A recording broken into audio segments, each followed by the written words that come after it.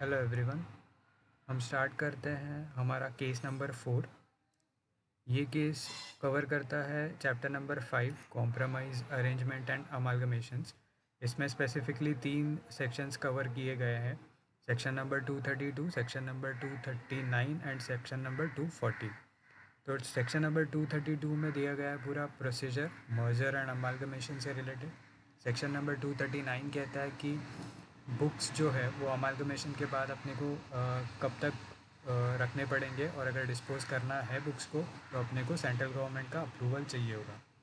Section number 240 कहता है कि अगर अमालगमेशन से पहले अगर किसी ऑफिसर ने कोई डिफ़ॉल्ट किया है, कोई फ्रॉड किया है, तो अमालगमेशन के बाद भी वो रिस्पॉन्सिबल रहेगा। वो फ्रॉड कंटिन्यू फ्रॉड के जो इम्प्लिकेशंस और पेनल्टीज़ होंगे वो उसको कंप्लाई करने पड़ेंगे। ठीक है, तो अब आते हैं हमारे केस की तरफ।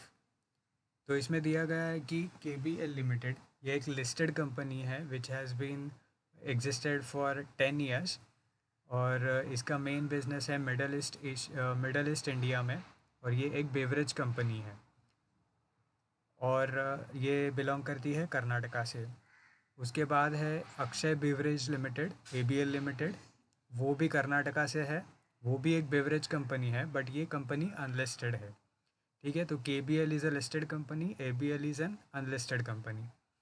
ठीक है, तो ये दोनों एक दूसरे के कंपिटिटर्स है। ये दोनों ने डिसाइड किया बेटर इकोनॉमीज़ ऑफ स्केल के लिए और कंपटीशन को रिड्यूस करने के लिए हम लोग मर्ज कर लेते हैं। तो इट इज़ प्रपोज्ड कि KBL लिमिटेड के 95% equity share holders ABL limited के इक्विटी शेयर होल्डर्स बनेंगे। 5% ने ऑप्ट आउट करके रखा है। ठीक है, अब आगे बढ़ते हैं।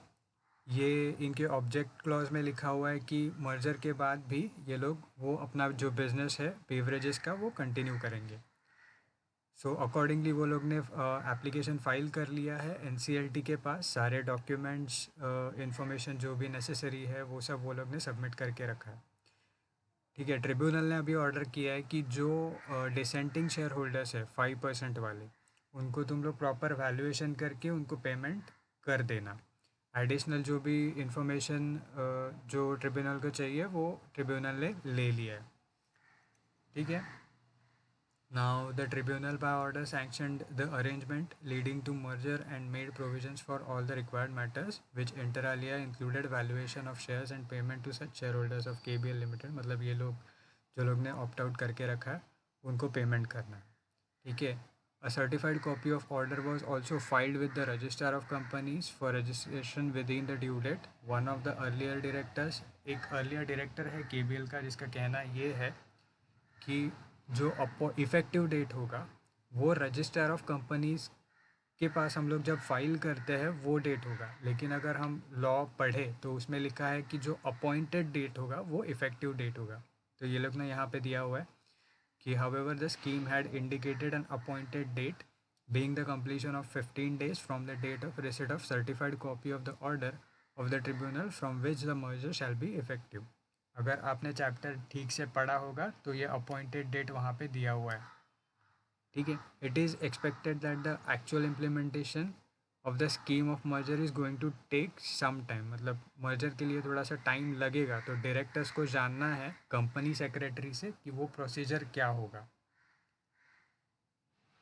ठीक है, उसके बाद ये लोग ने दिया it was decided that once the required implementation procedure of merger is completed the manner of disposing of the books and papers of KBL shall be discuss. ये वही है जो सेक्शन नंबर 239 में बोला गया है कि अपने को सेंट्रल गवर्नमेंट का अप्रूवल लेना पड़ेगा उसके लिए डिस्पोज करना है बुक्स एंड पेपर्स। तो ठीक है, it came to light that एक नीलेश करके एक डायरेक्टर है KBL का प्रीवियस, जिसने कुछ फ्रॉड्स किए हुए हैं। तो उसका कंटेंशन ये है कि सिंस मर्जर हो रहा है तो मैं अपने फ्रॉड से रिलीव हो सकता हूँ।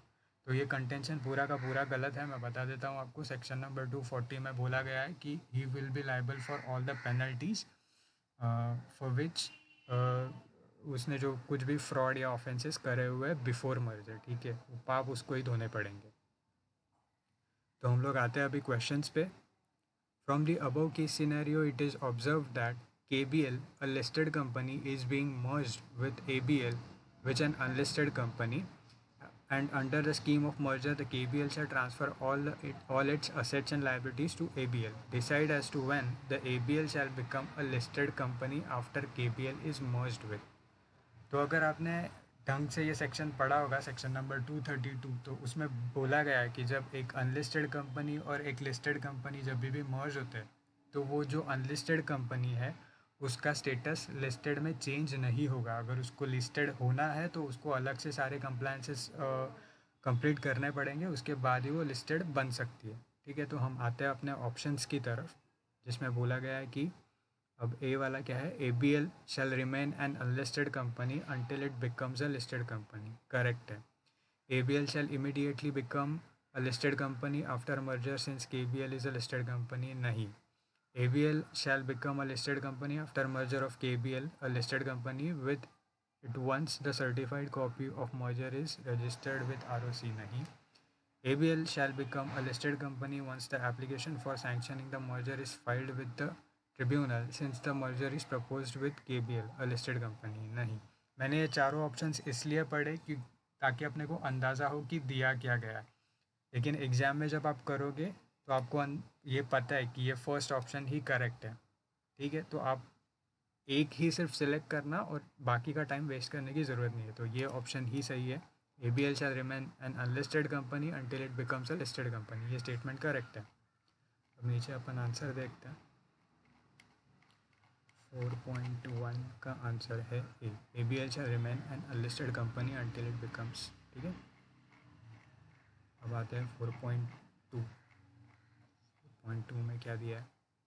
According to the case scenario, the tribunal by order sanctioned the arrangement leading to merger and made provisions for all the required matters, which inter alia included valuation of shares and payment to such shareholders of KBL who decided to opt out of the transferee company ABL. मतलब वो जो 5% के share holders है KBL के जिन्होंने opt out करा है, उनको अपने को पेमेंट करना पड़ेगा. So from the following options, choose the appropriate one. A में लिखा है amount of payment or valuation for any share shall not be less than what has been specified by the registrar of companies. B का option है amount of payment or valuation for any share shall not be less than what has been specified. तो basically ये लोग कहना क्या चाहते हैं कि किसका वैल्यूएशन अपने को लेना पड़ेगा उनको पेमेंट करने के लिए. तो वो वैल्यूएशन रजिस्ट्रार करेगा, RBI करेगा, सेबी करेगा, या फिर it has been specified in the valuation report of registered valuer. ठीक है, तो अगर आप सेक्शन देखते हो, सेक्शन नंबर 232, तो उसमें क्लियरली कहा गया है कि सेबी का जो वैल्यूएशन होगा उस अकॉर्डिंगली अपने को पेमेंट करना पड़ेगा. इसलिए इसका आंसर है पॉइंट नंबर सी. नीचे देखते हैं 4.2 का आंसर क्या है. 4.2 का आंसर है सी. ये मैंने नोट्स में प्रॉपरली करके रखा हुआ है. 4.2 का आंसर है सी. इसका सेक्शन नंबर वो मॉड्यूल में कौन से पेज पे वो सेक्शन है और कौन सा पॉइंट है. ठीक है, तो आप यहाँ पे जाइए, मॉड्यूल का जो लेटेस्ट मॉड्यूल है उसका पेज नंबर आपको मिल जाएगा, वो सेक्शन आप पढ़ लेना और आपको पता चल जाएगा. ठीक है, यहाँ पे मैंने समरी बना के रखी हुई है. अब कैसा है ना कि ये जो पर्टिकुलर केस था, इसमें जो क्वेश्चंस है वो बहुत जनरलाइज्ड क्वेश्चन है. इसमें कोई स्पेसिफिक केस ऐसा दिया नहीं है, तो मैंने बहुत छोटा सा एक समरी बनाया हुआ है इसका, जिसकी कोई ज़रूरत है नहीं क्योंकि ये टर्नओवर से रिलेटेड इसमें कोई क्वेश्चन था नहीं. तो अब हम आते हैं 4.3 पे. देखते 4.3 क्या है. According to the contention of one of the earlier directors of KBL, the merger scheme shall be effective from the date the certified copy is registered by the Registrar of Companies. From the following options, you are required to choose the one which indicates the correct effective date. अब effective date जो होता है ना, जो tribunal ने appointed date दिया हुआ है वही होगा, उसके अलावा और कोई डेट होता नहीं है. तो इसमें अपन ऑप्शन देखते हैं. ए है merger scheme shall be deem to be effective from the date of passing of an order by the tribunal. Merger scheme shall be deem to be effective from the date of receipt by ABL the certified copy of the order as pass by the tribunal. या फिर merger scheme as contented by an earlier director of KBL shall be deem to be effective from, मतलब जब registrar से register करवाया, नहीं, the scheme shall be deem to be effective from the appointed date. ठीक है, जहाँ पे appointed date आया है वही तुम्हारा इफेक्टिव डेट है। तो 4.3 का आंसर होगा डी। नीचे जाके देखते हैं। 4.3 का आंसर है डी। ठीक है, इसमें मैंने आंसर्स में सेक्शन नंबर 232 सब सेक्शन 6 5.15 पे ये आपको पॉइंट मिल जाएगा। बहुत छोटा सा पॉइंट है लेकिन ये बहुत इम्पॉर्टेंट पॉइंट है कि अपॉइंटेड डेट क्या होगा, तो ये मिस मत करना। ये बहुत छोटे छोटे और बहुत कोने कोने से उठाए हुए सेक्शंस हैं। 4.4 पे आता है अभी। It is expected that the actual implementation of the scheme of merger is going to take some time. The board of directors of ABL wanted to understand the implementation monitoring procedure by the authorities, and the company secretary was directed to explain the same. Which of the following options do you think the company secretary might have suggested? तो जब तक ये merger का process पूरा complete हो नहीं जाता है ना, तब तक अपने को रजिस्ट्रार ऑफ कंपनीज को एक सर्टिफाइड कॉपी रजिस्टर करना पड़ता है या फिर उनको सबमिट करना पड़ता है थ्रू चार्टर्ड अकाउंटेंट या फिर कॉस्ट अकाउंटेंट या फिर कंपनी सेक्रेटरी से, कि जो प्रोसीजर है वो प्रॉपरली फॉलो हो रहा है कि नहीं। ठीक है, तो अब ये 4 ऑप्शंस में पढ़ने जाऊँ ना, ये बहुत बड़े बड़े हैं, तो मैं पहला जो ऑप्शन है वो पूरा पढ़ लेता हूँ। ABL shall, until the completion of the scheme, file a statement in such form and within such time as may be prescribed with the tribunal every year, duly certified by a chartered accountant or a cost accountant or a company secretary in practice, indicating whether the scheme is being complied with in accordance with the orders of the tribunal or not. ठीक है, अब ये option मैंने पढ़ लिया। अब second पे आता हूँ। ABL shall, until the completion of the scheme, file a statement in such form and within such time as may be prescribed with the registrar every year। अब आप दोनों में देखोगे ना तो बाकी सारी लाइंस सेम ही है, सिर्फ ये जो थर्ड लाइन है यहाँ पे लिखा गया है ट्रिब्यूनल और यहाँ पे लिखा गया है रजिस्ट्रार। ठीक है, अब मैं थर्ड पॉइंट पे आता हूँ। वो देखोगे तो उसमें बोला गया है कि ABL shall only on completion. यहाँ पे बोला था कि अनटिल द कंप्लीशन, मतलब कंप्लीशन होने तक के पीरियड तक वो करना पड़ेगा। और सी में बोला है कि जब कंप्लीशन होगा सर तब सिर्फ वन टाइम करना पड़ेगा विथ रजिस्ट्रार, और ऑब्वियसली 4 में होगा tribunal. ABL shall only on completion file with tribunal. ठीक है, तो ये हमको करना पड़ता है जब तक कंप्लीशन पूरा हो नहीं जाता तब तक अपने को रजिस्ट्रार ऑफ कंपनीज़ को पूरा वो स्टेटमेंट जो भी होता है वो फाइल करना पड़ेगा कि प्रॉपरली कंप्लाई हो रहा है या नहीं प्रोसीजर। ठीक है, तो इस केस में मेरा आंसर है B. ABL shall, until the completion of the scheme, file a statement in such form and within such time as may be prescribed with the registrar every year, duly certified by a chartered accountant, cost accountant या फिर company secretary, whether the scheme is being complied with in accordance with the orders of tribunal or not। ठीक है, 4.4 का answer है B.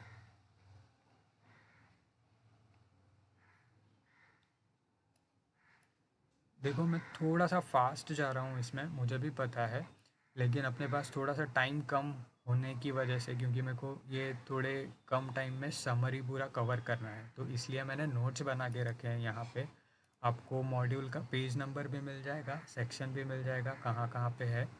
और जैसे कि मैंने पहले भी सेक्शंस कवर करे हुए हैं, यहाँ पे मैंने समरी बनाई हुई है, जो छोटा सा चार्ट होता है कि जब हम पूरा केस पढ़ते हैं तो अपने को वो पहला पैराग्राफ जो है, पहला लाइन जो है वो भूलना नहीं चाहिए जब तक हम लोग पूरा कंप्लीट करते हैं, इसलिए मैंने ये पहले भी वीडियोज़ में मैंने डाला हुआ है। ठीक है, अब आते हैं हम 4.5 की तरफ। 4.5 बोलता है, according to the case scenario, Nilesh one of the directors, मतलब ये जो लास्ट पैरा में जिसने झूल झपाटा किया हुआ था KBL में, वो बंदा had committed various offences by contravening different provisions of the Companies Act 2013 on merger with ABL, it was contended by Nilesh that the wrongful acts were committed before the merger and therefore he should be relieved from the liabilities, punishments and penalties for the offences earlier committed. नहीं भाई, इसको इसके पाप धोने ही पड़ेंगे, भले वो merger हो कुछ भी हो, ठीक है. सो अभी ऑप्शंस पे आते हैं. The contention of Nilesh is not correct since the liability in respect of offences committed under the Companies Act 2013 by the officers in default of the transferor company prior to its merger, amalgamation or acquisition shall continue after such merger, amalgamation or acquisition. Correct answer है. तो यही answer होना चाहिए. 4.5 का देखते हैं. ए, ठीक है. 4.5 का बाकी के ऑप्शंस क्या है? Contention of Nilesh is correct. नहीं, हो ही नहीं सकता, तो मैं आगे बढ़ने ही नहीं वाला. ठीक है. Contention of Nilesh is partially correct since he is liable only for the wrongful acts which have a bearing on merger. नहीं, उसने जो कुछ भी किया उसको पूरा भुगतना पड़ेगा. The board of directors of ABL are permitted to relieve Nilesh from the liabilities in respect of offences committed earlier. नहीं, बोर्ड ऑफ डायरेक्टर्स नहीं रिलीव कर सकता. भले तुम बोर्ड रेजोल्यूशन पास करो, स्पेशल रेजोल्यूशन पास करो, कुछ नहीं हो सकता. ठीक है. अब आते हैं 4.6 की तरफ. According to the case scenario, once the required implementation procedure of merger is complete, the manner of disposing of the books and papers of KBL shall be discussed. From the given options choose the appropriate one. तो section 239 तुमको ये बोलता है कि तुमको अगर amalgamation के बाद बुक्स डिस्पोज करना है तो तुमको सेंट्रल गवर्नमेंट का अप्रूवल लेना पड़ेगा. Before the approval of central government you can not dispose of the books. ठीक है. तो ऑप्शंस देखते हैं. The books and papers of KBL can be dispose of immediately on merger of KBL with ABL. नहीं. The books and papers of KBL can be dispose not earlier than 8 years. याद रखना, यहाँ पे कोई years का limit दिया हुआ नहीं है, तो आप मॉड्यूल में चेक कर सकते हो. तो इसमें कंफ्यूज मत होना. शायद इसमें ऐसा भी दे सकते हैं कि यहाँ पे 8 years दिया है, यहाँ पे 5 साल दे सकते हैं, जो ऑडिट में होता है 7 या 8 years का. वैसा नहीं है यहाँ पे. यहाँ पे तुमको सेंट्रल गवर्नमेंट का अप्रूवल ही लेना पड़ेगा. The books and papers of KBL can be dispose of only after obtaining permission from the central government. तो इसका आंसर है C. Let's see. इसका आंसर है C. ओके गाइस, तो इस वीडियो में मैं इतना ही डाल रहा हूँ. इसमें अगर आपको और कोई एक्सप्लेनेशन चाहिए होगा तो मेरे को कमेंट्स में बता देना. प्लीज़ लाइक कर देना इस वीडियो को और बता देना कि कैसा लगा. Thank you.